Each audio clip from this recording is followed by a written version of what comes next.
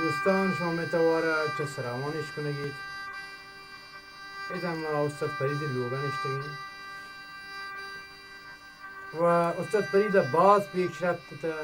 اینی سازه باره سروده من که رنگه شاگرد هستیم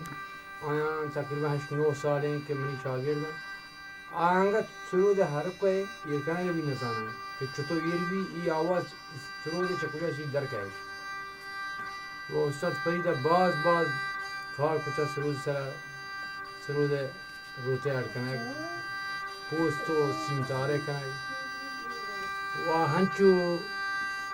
که باز این دیگه توضیحاتی آیوتی که راه هستن که مایا گوشته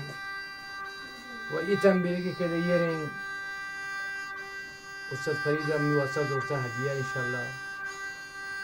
و باز تقریبا 50 واجه کار کتا در این طول 4 سال و ما رو امیده که انشالله همه جاگه که میں دل لوٹی انشالله که رسین تگی انشالله و رسینی تی انشالله و بازی کاری دیگه فرید نمانتا انشالله ما رو امیده که این کارانی که دیگه الباقی هستن شان انشالله ما یقینه که وقتش بارد و برتگن تی انشالله